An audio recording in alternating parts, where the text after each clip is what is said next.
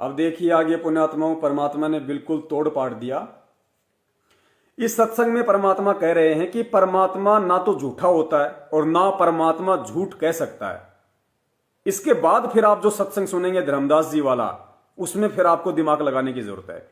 ये उसकी शुरुआत है, उसकी भूमिका है, ये साबित करने के लिए कि परमात्मा ना झूठा होता है और ना परमात्मा झूठ कह सकता। तो फिर आपने अगले सत्संग में ये दिमाग लगाना पड़ेगा, ये विचार करना पड़ेगा कि इस सत्संग में परमात्मा 650 साल पहले धर्मदास जी को जो बात वर्तमान समय के लिए बोल रहे हैं, फिर वो कैसे झूठी हो सकती हैं। यानी 100% सच कि इस समय कौन आएगा। सुनिए। चौराहे पर खड़ा होकर कहा करते परमात्मा, जहां ये ब्राह्मण कथा कर रहे होते थे तो उस समय परमात्मा को बहुत मार पड़ा करती थी, पीटा करते थे, घसीटा करते थे। लेकिन परमात्मा सत्य है, उसके वचन सत्य है, उसका अस्तित्व सत्य है। वो झूठ ना कह सकता और ना ही वो झूठ होता है। परमात्मा सत्य होता है, परमात्मा का वचन सत्य होता है, परमात्मा का अस्तित्व सत्य होता है। परमात्मा ना झूठ कह सकता, ना वो झूठ होता है। एक बार फिर सुन लो, फिर अगले सत्संग पे विचार करना। तो उस समय परमात्मा को बहुत मार पड़ा करती थी, पीटा करते थे, घसीटा करते थे।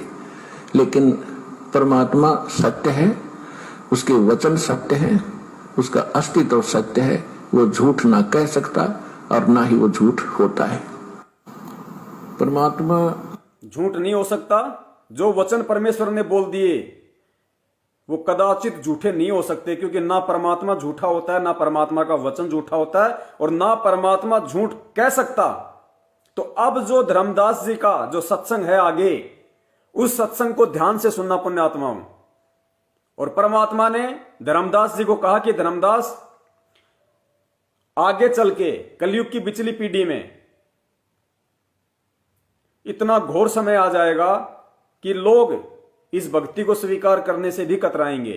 काल उनको इतना मैला कर देगा, उनकी मनोवृत्ति को इतना दूषित कर देगा कि लोग भक्ति को स्वीकार करने के लायक नहीं बचेंगे।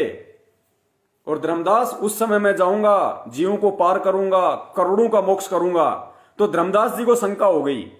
धर्मदास जी ने कहा कि परमात्मा, जब आज इस समय और इतना सब कुछ झूठ, आडंबर, पाखंड फैला हुआ है और मेरे जैसा प्राणी परमात्मा आपको नहीं समझ पाया, मेरे जैसा नीच आपको नहीं समझ पाया, और आप कहते हो परमात्मा 650 साल बाद तो इतना दूषित हो जाएगा सारा लोक। उस समय परमात्मा आप कैसे अपनी जानकारी कराओगे? कैसे उन जीवों को आप अपना सत्य समझाओगे? कैसे सतलोक के विषय में उनके दिमाग में सच्चाई को आप अंदर करोगे? तो धर्मदास जी बहुत ज्यादा चिंतित हो गए। तब परमात्मा ने कहा, हाँ, तो उन्होंने कहा कि भाई उस समय मेरा दास जाएगा। तो कहा कि परमात्मा, आज तो आप खुद आए हुए हो और आज भी हम आपकी बात नहीं मान रहे, और उस समय कह रहे हो कि मेरा दास जाएगा। तो परमात्मा उस समय कैसे मानेंगे? मैं तो ये सोच सोच के परेशान हो रहा हूं। घना चिंतित हो गया धर्मदास। फिर गुरुजी ने बताया कि परमात्मा ने धर्मदास से कहा, जब धर्मदास बहुत ज्यादा चिंतित हो गया तो परमात्मा ने कहा कि धर्मदास, चिंता मत कर, मैं तुझे सच्ची बात बताता हूं। उस समय मैं खुद ही जाऊंगा, 12वें पंथ हम ही चलावें, सब पंथों को मिटा के एक पंथ चलावें। गुरुजी ने कहा, उस समय परमात्मा ने कहा कि धर्मदास, 12वें पंथ में खुद ही जाऊंगा। और फिर आगे परमात्मा ने क्या कहा कि काल के आगे परमात्मा ने थोड़ा सा पर्दा डालना था, इसलिए काल को परमात्मा ने यह कहा था कि मेरा दास जाएगा, लेकिन हकीकत में मैं खुद ही जाऊंगा। सुनिए, यानी परमेश्वर सतगुरु रामपाल जी महाराज जी इस सत्संग के माध्यम से, क्योंकि सत्संग आप और हमारे लिए किए जा रहे हैं पुण्यात्माओं, आप और हमारे लिए, तो आप और हमारे लिए संकेत दिया परमात्मा ने कि आज मैं खुद ही आया हुआ हूं, मैं खुद ही कबीर हूं। सत्संग परमात्मा ही किया करते हैं, क्योंकि सत्य भगवान ही बोल सकता है, सत्य परमात्मा ही बता सकता है। परमात्मा ने कहा था, चौथा युग जब कलयुग आएगा तब मैं अपना एक दास भेजूंगा। परमात्मा छुपकर ही बोलते हैं। क्या कह रहे हैं? परमात्मा छुपकर ही बोलते हैं। परमात्मा ने कहा कि जब चौथा युग कलयुग आएगा तब मैं अपना दास भेजूंगा। फिर कह रहे हैं कि परमात्मा छुपकर ही बोलते हैं। परमात्मा ही बता सकता है। परमात्मा ने कहा था चौथा युग जब कलयुग आएगा तब मैं अपना एक दास भेजूंगा। परमात्मा छुपकर ही बोलते हैं। परमात्मा छुपकर ही बोलते हैं। तो परमात्मा ने कहा था कि चौथा युग जब कलयुग आवेगा तब हम अपना एक दास भेजेंगे। अब वहां काल के सामने परमात्मा ने कहा कि हम अपना दास भेजेंगे। और कबीर वाणी चैप्टर में परमात्मा ने धर्मदास जी से, जब धर्मदास जी घने चिंतित हो गए थे कि हे परमात्मा, आपने सतनाम और सारनाम गुप्त रख दिया और इसके बिना मोक्ष नहीं हो सकता। आपने मुझ किंकर के ऊपर दया करी दास पे और 42 वंश भी पीढ़ी बख्श दी, मेरी वंश चलेगा। तो हे परमात्मा, सारनाम और सतनाम बिना पार नहीं हो सकते, तो मेरे बच्चे कैसे पार होंगे? ऐसे कलेजा पकड़ के बैठ गया। परमात्मा ने सोचा भाई घना दुखी हो गया। तो परमेश्वर ने कहा कि सुन ले, काल ने क्या कहा था, 12 पंथ करूं मैं साजा, नाम तुम्हारा ले करूं आवाजा। 12 पंथ नाम जो लेगी, हमरे मुख में आन सबोही। जाओ जोग जीत संसारा, जीवन मन कहा तुम्हारा। जीव तुम्हारा कहा न माने, हमारी ओढ़ हो बाद बखाने। अब इतना समय नहीं रहा, मैं वो सारे प्रमाण आज नहीं दिखा पाऊंगा आपको कि 12 पंथ कौन कौन से हैं। तो 12 पंथ, 12वां पंथ गरीबदास पंथ बताया है, लिखा कबीर सागर में। तो परमात्मा ने कहा तू चिंता ना कर धर्मदास। ध्यान से सुनना पुण्यात्माओं, बहुत इंपॉर्टेंट शब्द है। गुरुदेव ने स्पष्ट कर दिया कि काल के सामने परमात्मा ने थोड़ा सा ओट रखी कि मैं मेरा दास भेजूंगा, लेकिन धर्मदास की चिंता देख के परमात्मा ने कहा कि चिंता ना कर, तुझे साची बता देता हूं, मैं खुद ही जाऊंगा। और पहले आपने क्या सुना कि परमात्मा का वचन ना झूठ होता है, ना परमात्मा झूठ कहता, ना परमात्मा झूठा हो सकता। कबीर सागर में तो परमात्मा ने कहा तू चिंता ना कर धर्मदास, जब 5500 वर्ष कलयुग बीत जाएगा तब या बिचली पीढ़ी आवेगी, और बिचली पीढ़ी तक ये ज्ञान और तत्व ज्ञान और सतनाम सारनाम कति गुप्त रखना है, नहीं तो काल के दूतों का हाथ लग जाएगा, मेरा सारा मिशन खराब हो जाएगा। तो परमात्मा ने देखा कि ये बिल्कुल चिंतित हो गया घना। तब परमेश्वर ने कहा धर्मदास, जब साची बताऊं तेरे ते, तब धर्मदास साची बताऊं तेरे ते। पुण्यात्मा सत्संग के माध्यम से गुरुजी हमारा ध्यान आकर्षित करना चाह रहे हैं। ये सत्संग धर्मदास जी के लिए नहीं किया जा रहा, वो पुण्यात्मा तो सतलोक में बैठी है।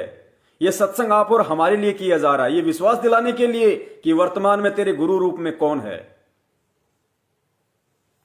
परमेश्वर ने कहा धर्मदास, जब साची बताऊं तेरे ते, तब धर्मदास ने कहा कि भगवान आज कितना अच्छा समय है, कलयुग स्टार्ट है सन 1398 में और 1512 तक, और आज भी लोग ना मानते, और आप कह रहे हो अगर भयंकर कलयुग पैदा कर देगा, काल ऐसा जुल्म कर देगा, हाहाकार मच जाएगी, इंसान कृतघ्नी हो जाएंगे, तो उस समय कैसे पार होंगे? आज तो आप भी विद्वान हैं और फिर भी ना मान रहे ये लोग। तो परमात्मा ने कहा जब 5500 वर्ष कलयुग बीतेगा और बर्मा वंश चल चुका होगा इस काल का, यानी गरीबदास पंथ तक, तो उस में पंथ में मैं आऊंगा स्वयं। इस 12वें पंथ में मैं आऊंगा स्वयं। स्वयं यानी माई सेल्फ, मैं खुद आऊंगा। उस समय कहा परमात्मा ने। तो परमात्मा का वचन कभी झूठा नहीं हो सकता। 7 वचन पलटे नहीं, चाहे पलट जाए ब्रह्मांड, आज स्वयं कबीर परमात्मा धरती पे मौजूद है। आगे देखो, परमात्मा ने कहा, फिर काल को थोड़ा सा परमात्मा ने झांसा दिया कि मेरा दास जाएगा, लेकिन धर्मदास को सत्य कह दिया कि मैं स्वयं ही आऊंगा। बीतेगा और बर्मा वंश चल चुका होगा इस काल का, यानी गरीबदास पंथ तक, तो उस बार में पंथ में मैं आऊंगा स्वयं, और फिर सभी पंथों को खत्म करके एक पंथ बनाऊंगा, और सारी सृष्टि मेरा ही नाम लेगी। तेरे 42 वंश क्या सारी सृष्टि न पार करूंगा धर्मदास, इन 42 की दशनता छोड़ तू।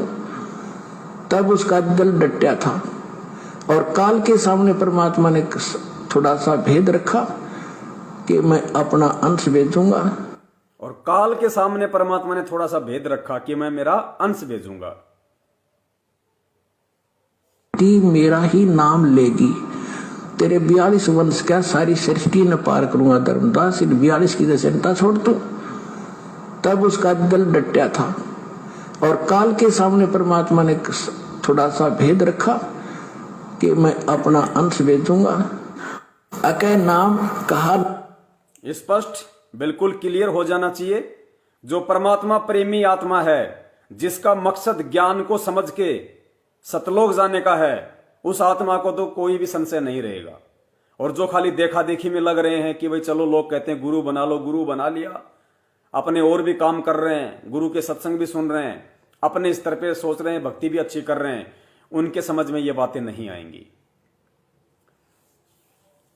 पुण्यात्माओं, किसी के कमेंट्स पे ध्यान मत दो। ये हमारे ही भाई बहन हैं, लेकिन ये भ्रमित हैं बेचारे। अभी हम भी भ्रमित थे। 2015 से पहले मैनेजमेंट के झांसे में आके हम भी भ्रमित थे, लेकिन आज परमात्मा ने सद्बुद्धि दी, तो आज हम वो गलतियां नहीं करेंगे जो गलतियां हम आज से पहले कर चुके हैं। तो ये हमारे भ्रमित भाई बहन हैं, गलती इनकी नहीं है, क्योंकि अभी इनके वो मजबूत भक्ति संस्कार नहीं बने। तो इनकी गलती नहीं है, गलती जीव की नहीं है पुण्यात्माओं, शरीर की गलती नहीं है, गलती इनके संस्कारों की है।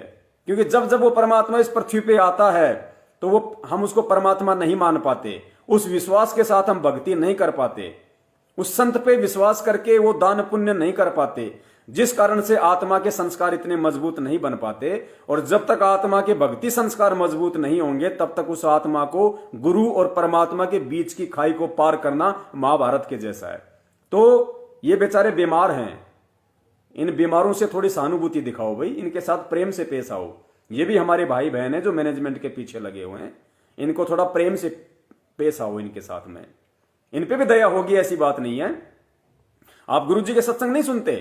जो लोग गुरुजी को गालियां दिया करते थे, पाखंडी कहा करते थे, ठग कहा करते थे, ईसाई मिशनरियों का एजेंट कहा करते थे, और जब उनको आगे चल के सत्यता का ज्ञान हुआ, जब उनके संस्कार मजबूत हुए, परमात्मा ने उन पे दया की, वही गुरुजी के पैर पकड़ पकड़ के रो रो के माफी मांगते हैं, परमात्मा क्या हमारे वो पाप कर्म माफ हो जाएंगे जो हमने आपको अनजाने में गालियां निकाला करते थे? तो परमात्मा कहते हैं बच्चा कोई बात नहीं, नाव का तो स्वभाव है, चाहे इंसान बैठो चाहे पत्थर बैठो, उसका स्वभाव है पार करना। तो यही स्थिति आज इन आत्माओं की हम सत्सेवकों को लेके है। तो गलती इनकी नहीं, कमजोरी इनके संस्कारों की है, तो इनसे प्यार से पेश आओ। सत साहिब। तन मन शीस ईस अपने पे, तन मन शीस ईस अपने पे, पहले में चोट चढ़ावे जब कोई राम भक्त गत पावे हो जी, जब कोई राम भक्त गत पावे हो जी। तन मन शीस ईस अपने पे, तन मन शीस ईस अपने पे, पहले में चोट चढ़ावे जब कोई राम भक्त गत पावे हो जी, जब कोई राम भगत गत पावे हो जी। भाई सतगुरु तिलक अजप्पा माला, युक्त जटा रखवावे, सतगुरु तिलक अजप्पा माला, युक्त जटा रखवावे। जत को पीन सत का चोला, भीतर बेख बनावे जब कोई राम भगत गत पावे हो जी, जब कोई राम भगत गत पावे हो जी। भाई लोक लाज मर्याद जगत की, तृण ज्यों तोड़े बगावे, लोक लाज